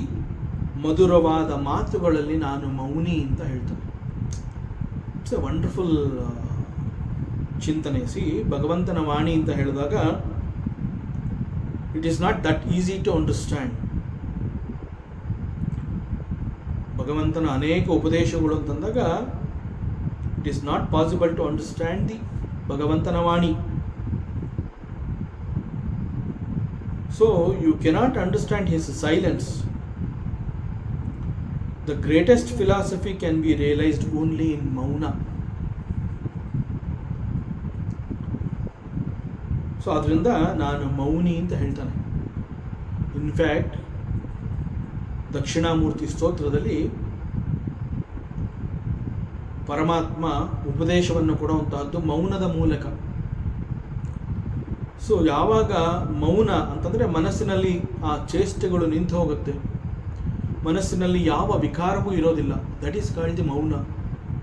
ಮನಸ್ಸಿನಲ್ಲಿ ವಿಕಾರಗಳೇ ಇಲ್ಲ ಅಂತಂದಾಗ there are no questions. Why no questions? Because you have the clarity. That clarity can be realized only when you are in mauna. So that is what is Bhagavanta is telling here. So ಯಾರ ಶರೀರದ ಎರಡು ಭಾಗಗಳಿಂದ ಸ್ತ್ರೀ ಪುರುಷರ ಮೊದಲನೆಯ ಜೋಡಿಯ ಉತ್ಪನ್ನವಾಗಿದೆ, I am that ಬ್ರಹ್ಮ. ಸದಾಕಾಲ ಎಚ್ಚರವಾಗಿರುವವರಲ್ಲಿ ಸಂವತ್ಸರ ರೂಪಿ ಕಾಲ. ಸೊ ಕಾಲ ಅಂತ ಹೇಳಿದಾಗ ಭಗವಂತನನ್ನು ನಾವು ಕಾಲ ಅಂತ ಕರಿತೀವಿ. ಸೊ ಇಂತಹ ಕಾಲ ಅನ್ನುವ ಭಗವಂತ ಎಂದೂ ಕೂಡ ಕಣ್ಮುಚ್ಕೊಂಡು ಕೂತಿರೋದಿಲ್ಲ, ಸದಾ ಎಚ್ಚರವಾಗಿರ್ತಾನೆ. ಒಂದು ಕ್ಷಣ ಅವನ್ನ ಕಣ್ಮುಚ್ಕೊಂಡ್ರೆ ಆ ಸಮಯ ಅನ್ನುವಂತಹದ್ದೇ ವ್ಯತ್ಯಾಸವಾಗುತ್ತೆ. ಸೊ ಸದಾಕಾಲ ಎಚ್ಚರವಾಗಿರುವಂತಹ ಭಗವಂತ ಅಂತಂದರೆ ಹಿ ಇಸ್ ಕಾಲ್ಡ್ ದಿ ಕಾಲ. ಸೊ ಸದಾಕಾಲ ಎಚ್ಚರವಾಗಿ ಇರುವಂತಹ ಅವರುಗಳಲ್ಲಿ ಐ ಆಮ್ ದಿ ಕಾಲ. ಮತ್ತು ಋತುಗಳು ಅಂತ ಹೇಳಿದಾಗ ವಾತಾವರಣದಲ್ಲಿ ಅನೇಕ ರೀತಿಯ ಬದಲಾವಣೆಗಳನ್ನು ನೋಡ್ತೀವಿ. ದಟ್ ವಿ ಕಾಲ್ ಇಟ್ ಋತು. ಅದೊಂದು ಧರ್ಮ. ಯಾವ್ಯಾವ ಸಮಯದಲ್ಲಿ ಯಾವ್ಯಾವುದು ಹೇಗಿರಬೇಕು ಆ ರೀತಿ ಪ್ರಕೃತಿ ಆ ಒಂದು ಧರ್ಮವನ್ನು ನಡೆಸ್ಕೊಂಡು ಹೋಗುತ್ತೆ. ದಟ್ ಈಸ್ ಕಾಲ್ಡ್ ದಿ ಋತು. ಸೊ ಅಂತಹ ಋತುಗಳಲ್ಲಿ ನಾನು ವಸಂತ, ಮತ್ತು ಮಾಸಗಳಲ್ಲಿ ನಾನು ಮಾರ್ಗಶೀರ್ಷ, ನಕ್ಷತ್ರಗಳಲ್ಲಿ ಅಭಿಜಿತ್, ಮತ್ತು ಯುಗಗಳಲ್ಲಿ ನಾನು ಸತ್ಯಯುಗ. ವ್ಯಾಸರಲ್ಲಿ ನಾನೇ ಶ್ರೀಕೃಷ್ಣ ದ್ವೈಪಾಯನ, ಅಂತಹ ವ್ಯಾಸ ನಾನೇ. ಕವಿಗಳು ಅಂತ ಹೇಳಿದಾಗ ಮನಸ್ವಿ ಶುಕ್ರಾಚಾರ್ಯ ನಾನೇ. In fact Shukracharya is called the guru of rakshasas. ಅವತಾರ ತೆಗೆದುಕೊಂಡಂತಹ ಅನೇಕ ದೇವತೆಗಳಲ್ಲಿ I am the Vasudeva. So ಅರ್ಜುನನನ್ನ ಧನುರ್ಧಾರಿ ಅಂತ ಹೇಳಿದಂತೆ ಇಲ್ಲಿ ಉದ್ಧವನನ್ನ ಅವನನ್ನ ಪ್ರಶಂಸೆ ಮಾಡ್ತಾನೆ, ಅವನನ್ನ ಉತ್ತೇಜಿಸ್ತಾನೆ. ಅವನು ಹೇಳ್ತಾನೆ ಅರ್ಜುನನ್ನ ಹೇಗೆ ನೀನು ಶ್ರೇಷ್ಠ ಧನುರ್ಧಾರಿ ಅಂತ ಕರೆದಿರ್ತಾನೆ, ಆ ರೀತಿಯಲ್ಲಿ ಉದ್ಧವ ಈಸ್ ಎ ಪರಮ ಭಕ್ತ, is a great devotee of the lord Shri Krishna. So ಅವನು ಹೇಳ್ತಾನೆ, ಹೇ ಉದ್ಧವ, ನೀನು ನನ್ನ ಪ್ರೇಮಿ ಭಕ್ತ. ಮತ್ತು ಕಿಂ ಪುರುಷರಲ್ಲಿ, ಕಿಂ ಪುರುಷ ಅಂತಂದರೆ ಮನುಷ್ಯರಲ್ಲ, ಆದರೆ ಮನುಷ್ಯರಂತೆ ಇರ್ತಾರೆ. ದಟ್ ಈಸ್ ಕಿಂ ಪುರುಷ. ಕಿಂ ಪುರುಷ ವಾ ನರಃ, ಮನುಷ್ಯನೋ ಅಥವಾ ನರಃ, ಯಾರದು? ಮನುಷ್ಯರಂತೆ ಇದ್ದಾನೆ ಆದರೆ ಮನುಷ್ಯ ಅಲ್ಲ. ಸೊ ಕಿಂ ಪುರುಷ ವಾ ನರಃ, ದಟ್ ಈಸ್ ಹನುಮಂತ. ಸೊ ಕಿಂ ಪುರುಷರಲ್ಲಿ ನಾನು ಹನುಮಂತ ಅಂತ ಹೇಳ್ತಾ ಇದ್ದಾನೆ. ಸೊ ವಿದ್ಯಾಧರರಲ್ಲಿ ನಾನು ಸುದರ್ಶನ ಆಗಿದ್ದೀನಿ. ರತ್ನಗಳಲ್ಲಿ ದ ಗ್ರೇಟೆಸ್ಟ್ ಇಸ್ ಪದ್ಮರಾಗ. ಸುಂದರವಾದ ಹೂಗಳಲ್ಲಿ ನಾನು ತಾವರೆ, ಹುಲ್ಲುಗಳಲ್ಲಿ ನಾನು ಕುಶ, ಯಾಗ ಯಜ್ಞದ ಹವಿಸ್ಸುಗಳಲ್ಲಿ ಹಸುವಿನ ತುಪ್ಪ ನಾನು. ಸೊ ಎಲ್ಲಿ ಮೋಸ ಕಪಟ ಅನ್ನುವಂತಹದ್ದು ನಡೆಯುತ್ತೆ, ಮೋಸ ಕಪಟ ಮಾಡುವಂತಹವರ ಜೊತೆಯಲ್ಲಿ ಐ ಆಮ್ ದಿ ದ್ಯೂತ, ಅಂತಹವರಲ್ಲಿ ನಾನು ದ್ಯೂತ. ಸಾತ್ವಿಕರಲ್ಲಿರುವಂತಹ ದ ಮೇಜರ್ ಗುಣ ಇಸ್ ಕಾಲ್ಡ್ ದಿ ಸತ್ವ. ಅಂತಹವ್ರನ್ನ ನಾವು ಸಾತ್ವಿಕ ಅಂತ ಕರಿತೀವಿ. ಯಾಕೆ ಅವ್ರನ್ನ ಸಾತ್ವಿಕ ಅಂತ ಕರಿತೀವಿ ಅಂತಂದರೆ ಅವರಲ್ಲಿ ಸತ್ವಗುಣಗಳೇ ಹೆಚ್ಚು ತುಂಬಿರುತ್ತೆ. ಸೊ ಹೆಚ್ಚು ಸತ್ವಗುಣಗಳು ತುಂಬಿರುವಂತಹವ್ರನ್ನ ನಾವು ಸಾತ್ವಿಕ ಅಂತ ಕರಿತೀವಲ್ಲ, ಅಂತಹವರಲ್ಲಿ ಐ ಆಮ್ ದಿ ಸತ್ವ, ನಾನೇ ಸತ್ವವಾಗಿದ್ದೀನಿ. ಸೊ ಅದಕ್ಕೆ ಯಾವಾಗಲಾದರೂ ಒಮ್ಮೆ ನಾವು ಯಾರಲ್ಲೋ ಒಂದು ಒಳ್ಳೆಯತನವನ್ನು ಗುರುತಿಸಿದಾಗ ಅಥವಾ ನಮ್ಮಲ್ಲಿಯೇ ಒಂದು ಒಳ್ಳೆಯತನವನ್ನು ಅದು ಕಂಡು ಬಂದಾಗ we should not praise ourselves. ನಮ್ಮನ್ನು ನಾವೇ ಹೊಗಳ್ಕೋಬಾರ್ದು, ನಾ ಎಷ್ಟು ಒಳ್ಳೆ ಕೆಲಸ ಮಾಡ್ತಾ ಇದ್ದೀನಿ. ಗೊತ್ತಾಗುತ್ತೆ ಅನೇಕ ಸಂದರ್ಭಗಳಲ್ಲಿ ನಾವು ಒಂದು ಒಳ್ಳೆ ಕೆಲಸ ಮಾಡ್ತಿದ್ದೀವಿ ಅನ್ನೋದು ಗೊತ್ತಾಗುತ್ತೆ. ಸೊ ಯಾವಾಗ ಈ ಒಂದು ಒಳ್ಳೆ ಕೆಲಸ ನನ್ನಿಂದ ನಡೀತಾ ಇದೆ ಅಂತಂದಾಗ we should appreciate and understand and recognise it is not me the doer. ನನ್ನನ್ನು ಭಗವಂತ ಉಪಯೋಗಿಸಿಕೊಂಡು ನನ್ನಿಂದ ಈ ಒಂದು ಒಳ್ಳೆಯತನ ಹೊರಗಡೆ ಬರೋ ಹಾಗೆ ಒಂದು ಒಳ್ಳೆಯ ಕೆಲಸ ಆಗ್ತಾ ಇದೆ. That is because of the ಸತ್ವಗುಣ ಅಂಡ್ ಐ ಆಮ್ ದಟ್ ಸತ್ವಗುಣ. ಸೊ ಯಾರೇ ಒಬ್ಬ ಅಥವಾ ಇನ್ಕ್ಲೂಡಿಂಗ್ ನಾವುಗಳು ನಮ್ಮಿಂದ ಒಂದು ಒಳ್ಳೆಯ ಕೆಲಸ ಆಗ್ತಾ ಇದೆ ಅಂತಂದರೆ ಆ ಕ್ಷಣದಲ್ಲಿ ನಮ್ಮಲ್ಲಿ ಒಂದು ಸತ್ವ, ಆ ಒಂದು ಗುಣ ಅನ್ನುವಂತಹದ್ದು ಹೊರಹೊಮ್ಮತ್ತೆ. That sattvaguna is the Bhagavanta. He is expressing through me. So we should not just allow that Bhagavanta and we should allow that Bhagavanta to express through us. ಮತ್ತು ಅನೇಕರು ಬಲಿಷ್ಠರುಗಳನ್ನು ನಾವು ಪರಾಕ್ರಮಿಗಳು ಅಂತ ಹೇಳ್ತೀವಿ. ಅಂಡ್ ಐ ಆಮ್ ದಟ್ ಪರಾಕ್ರಮ. ಭಗವದ್ಭಕ್ತರಲ್ಲಿರುವಂತಹ ನಿಷ್ಕಾಮ ಕರ್ಮ, ನಾವು ಈಸ್ ಎ ಗ್ರೇಟ್ ಡಿವೋಟಿ ಅಂತ ಯಾರನ್ನ ಹೇಳ್ತೀವಿ ಅಂತಂದರೆ ನಿಸ್ವಾರ್ಥದಿಂದ ಸೇವೆಯನ್ನು ಮಾಡುವಂತಹವ್ರನ್ನ ಭಗವದ್ಭಕ್ತ ಅಂತ ಕರೀತೀವಿ. ಯಾಕೆ ಅಂತಂದರೆ ಅವರಲ್ಲಿ ಆ ಒಂದು ನಿಷ್ಕಾಮ, ಅವರಲ್ಲಿ ಆಸೆನೇ ಇರೋದಿಲ್ಲ. ಸೊ ಅಂತಹ ಭಗವದ್ಭಕ್ತರಲ್ಲಿ ಇರುವಂತಹ ನಿಷ್ಕಾಮ ಕರ್ಮ ಈಸ್ ಮೀ, ಅದು ನಾನಾಗಿದ್ದೀನಿ. ಅಂಡ್ ವಿಶೇಷವಾಗಿ ವೈಷ್ಣವರಲ್ಲಿ ನಾವು ಅನೇಕರನ್ನು ಗುರುತಿಸ್ತೀವಿ. ವೈಷ್ಣವರು ಅಂತಂದರೆ ವಿಷ್ಣುವಿನ ಆರಾಧಕರು ಅಂತ ನಾವು ಕರೀತೀವಿ, ವಿಷ್ಣುವನ್ನು ಕುರಿತು ಭಕ್ತಿಯನ್ನು ಮಾಡುವಂತಹ. ಸೊ ಅಂತಹ ವೈಷ್ಣವರು ಅಂತ ಹೇಳಿದಾಗ ಅವರಲ್ಲಿ ವಾಸುದೇವ, ಸಂಕರ್ಷಣ, ಪ್ರದ್ಯುಮ್ನ, ಅನಿರುದ್ಧ, ನಾರಾಯಣ, ಹಯಗ್ರೀವ, ವರಾಹ, ನೃಸಿಂಹ ಮತ್ತು ಬ್ರಹ್ಮ, ಹೀಗೆ ನವಮೂರ್ತಿಗಳನ್ನು ನಾವು ನೋಡ್ತೀವಿ. ಆ ನವಮೂರ್ತಿಗಳನ್ನು ಸೇರಿಸಿ ವೈಷ್ಣವ ಅಂತ ಕರೀತೀವಿ, ವಿಷ್ಣುವಿನ ಅಂಶ. ಸೊ ಈ ನವಮೂರ್ತಿಗಳಲ್ಲಿ I am the Vasudeva murti. So ಗಂಧರ್ವರಲ್ಲಿ ವಿಶ್ವಾವಸು ಮತ್ತು ಅಪ್ಸರೆಯರಲ್ಲಿ ಬ್ರಹ್ಮನ ಆಸ್ಥಾನದ ಅಪ್ಸರೆ, she is called the Purvachitti, I am that. ಪರ್ವತಗಳಲ್ಲಿರುವಂತಹ ಸ್ಥಿರತೆ, that stillness that we can recognise in parvata, that ಸ್ಥಿರತೆ ಈಸ್ ಮೀ. ಮತ್ತು ಪೃಥ್ವಿಯಲ್ಲಿ, ಭೂಮಿಯಲ್ಲಿ ಒಂದು ವಾಸನೆ ಇದೆ, ವಿ ಕಾಲ್ ಇಟ್ ಗಂಧ, that's me.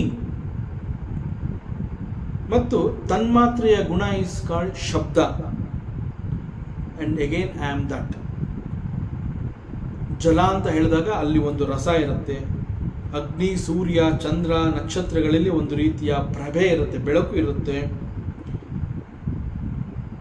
That belaku are the prabhe, that tejasvi is me. ಮತ್ತು ಆಕಾಶ ತತ್ವದಲ್ಲಿ ಇರುವಂತಹ ಏಕೈಕ ಗುಣ ಅಂತಂದ್ರೆ ದಟ್ ಈಸ್ ಶಬ್ದ.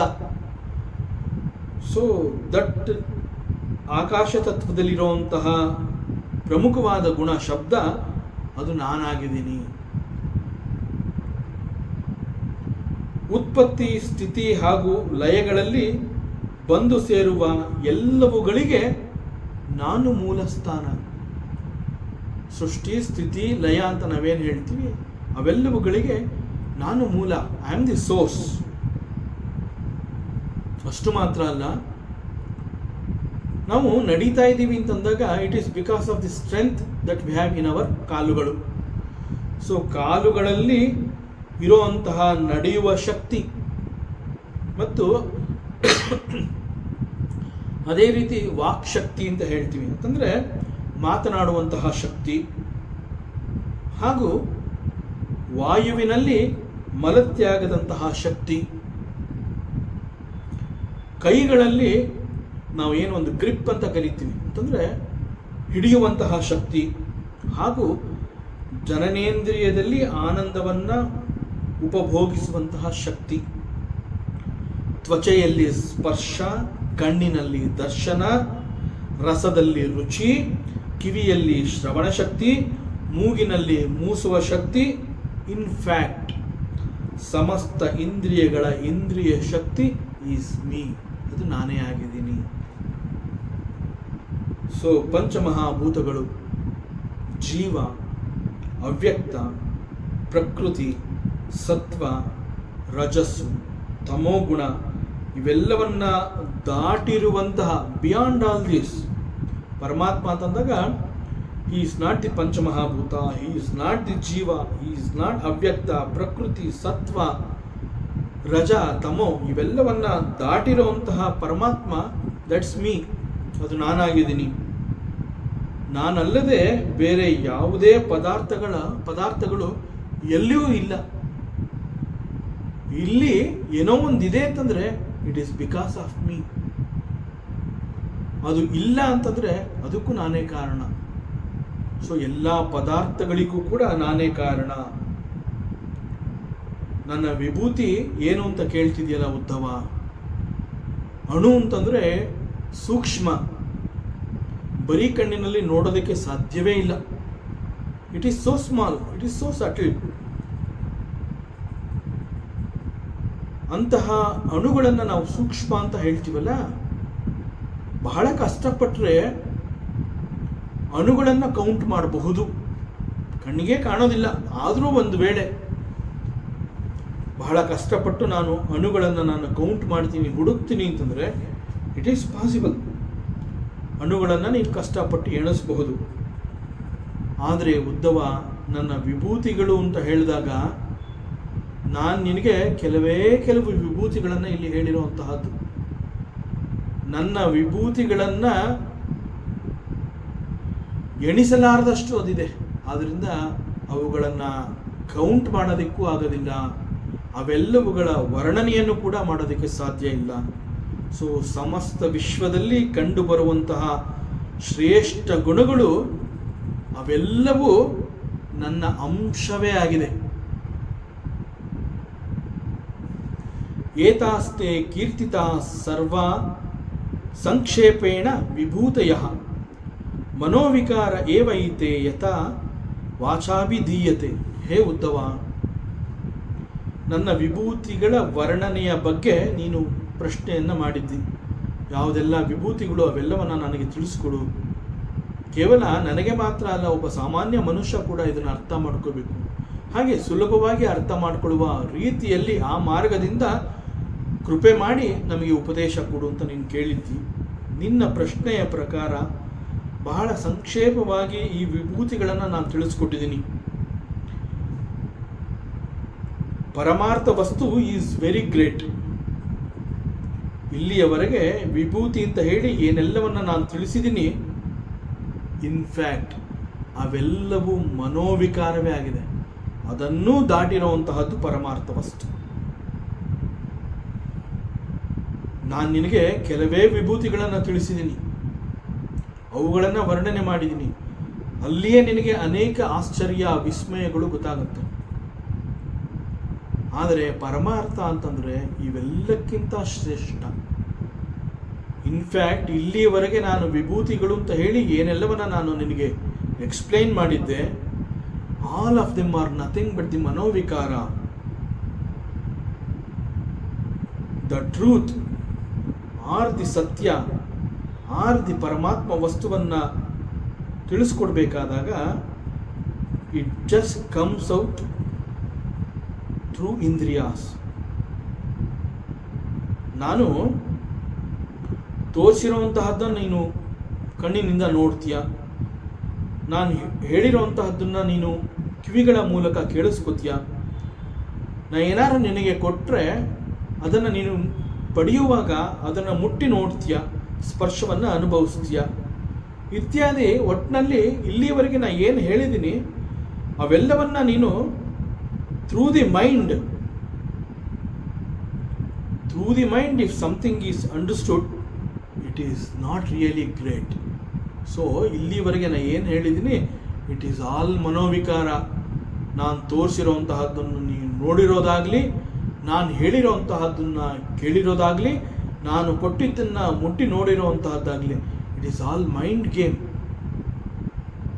ನಿಜವಾಗ್ಲೂ ಟ್ರೂತ್ ಅಂತಂದರೆ, ನಿಜವಾಗ್ಲೂ ಪರಮಾರ್ಥ ಅಂತಂದರೆ ಅದು ಇಂದ್ರಿಯಗಳಿಗೆ ಸಿಗೋದಿಲ್ಲಪ್ಪ. They are very great.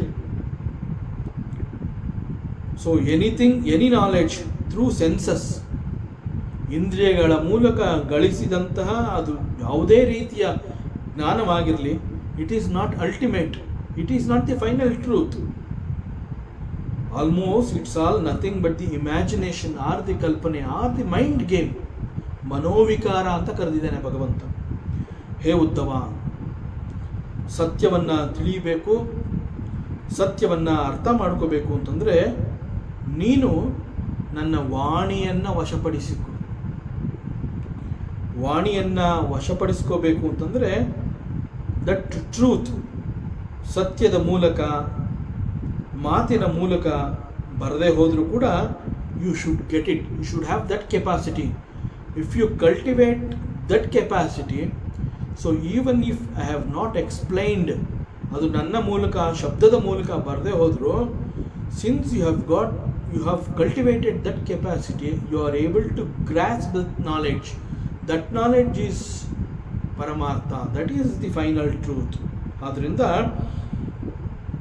ನನ್ನ ವಾಣಿಯನ್ನು ನೀನು ವಶಪಡಿಸಿಕೊ.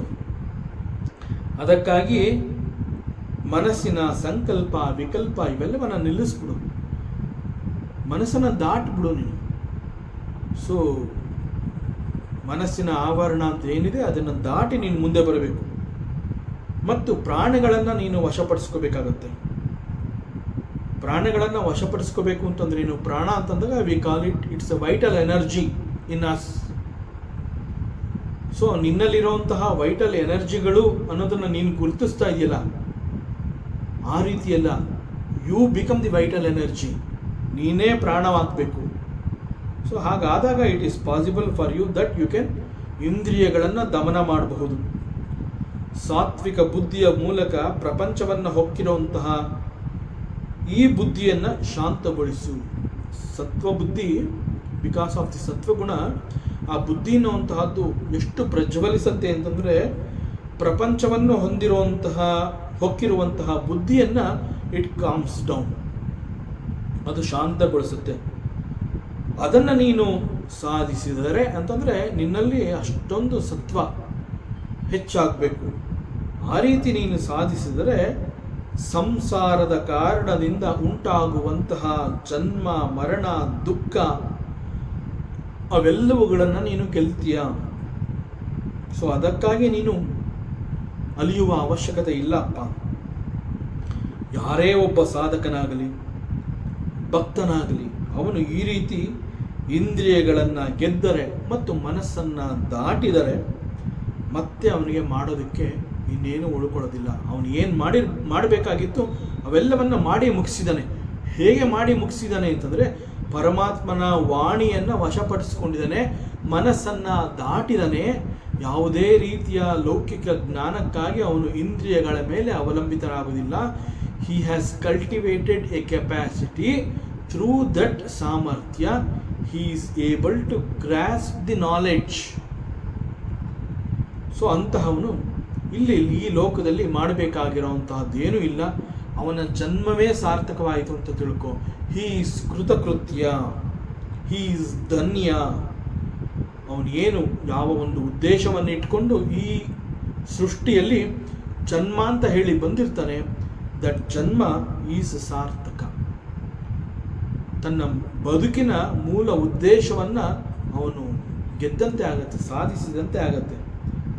ಇಷ್ಟು ಹೇಳಿ ಪರಮಾತ್ಮ ಹೀ ಸ್ಟಾಪ್ಸ್ ಫಾರ್ ಎ ವೈಲ್.